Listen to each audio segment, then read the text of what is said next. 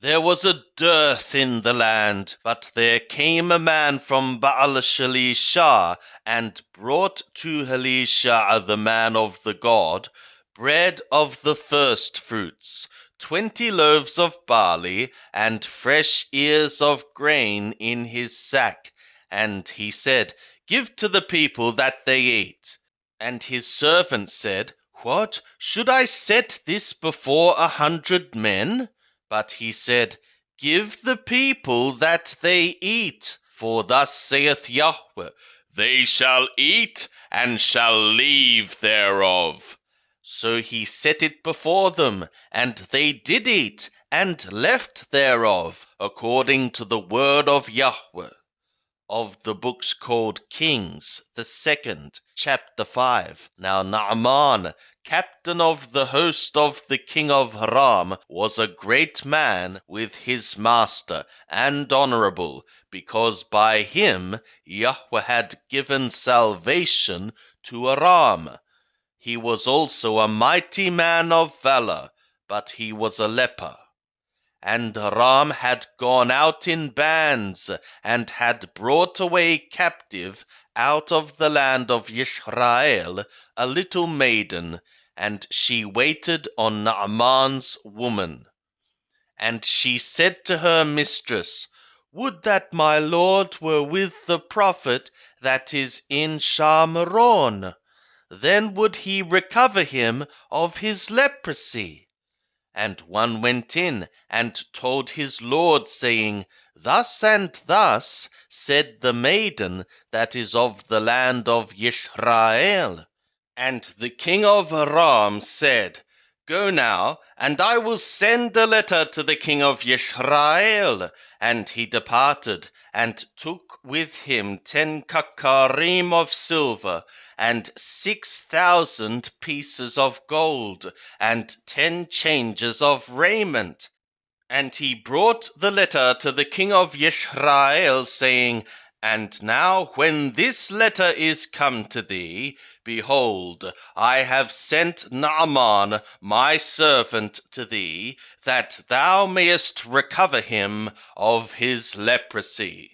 And it was when the king of Israel had read the letter, that he tore his clothes, and said, Am I God, to kill and to make alive, that this man doth send to me to recover a man of his leprosy? But consider, I pray you, and see how he seeketh a quarrel against me. And it was so, when Elisha the man of the God heard that the king of Israel had torn his clothes, that he sent to the king, saying, For what reason hast thou torn thy clothes? Let him come now to me, and he shall know that there is a prophet in Israel. So Naaman came with his horses and with his chariots, and stood at the door of the house of Elisha. And Elisha sent a messenger to him, saying, Go and wash in the Jordan 7 times, and thy flesh shall come again to thee, and thou shalt be clean. But Naaman was wroth, and went away, and said, Behold, I thought, he will surely come out to me, and stand, and call on the name of Yahweh his God, and wave his hand over the place, and recover the leper. Are not Abana and Parpar, the rivers of Damascus, better than all the waters of Israel? May I not wash in them and be clean? So he turned and went away in a rage. And his servants came near, and spoke to him, and said, My father, if the prophet had bid thee to do some great thing, wouldst thou not have done it? How much rather then, when he saith to thee, Wash and be clean? Then went he down, and dipped himself 7 times in the Jordan, according to the saying of the man of the God. And his flesh became again like the flesh of a little child, and he was clean.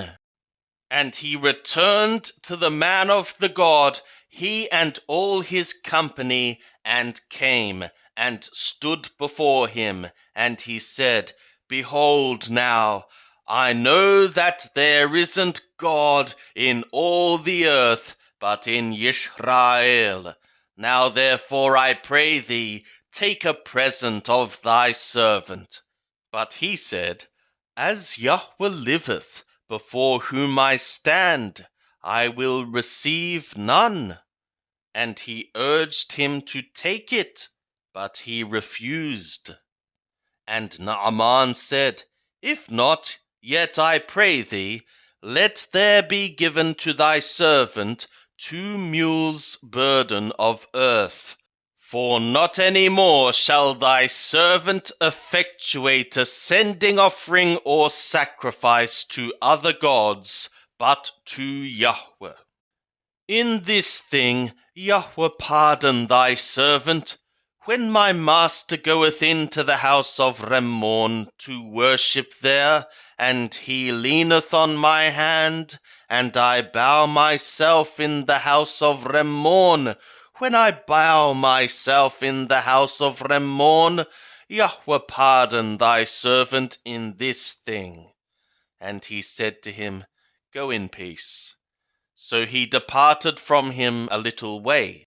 But Gehazi, the servant of Elisha, the man of the God, said, Behold, my master hath spared this Naaman the Aramee in not receiving at his hands that which he brought.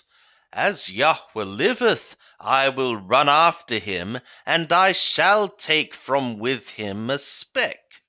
So Gehazi followed after Naaman, and when Naaman saw one running after him, he alighted from the chariot to meet him, and said, Is all well? And he said, All is well. My master hath sent me, saying, Behold, even now there are come to me from the hill country of Ephraim 2 young men of the sons of the prophets. Give them, I pray thee, a kakar of silver, and 2 changes of raiment.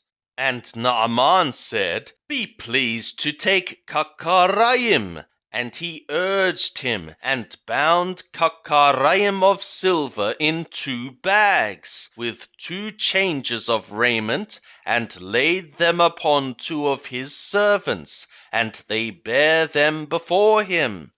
And when he came to the hill, he took them from their hand, and bestowed them in the house.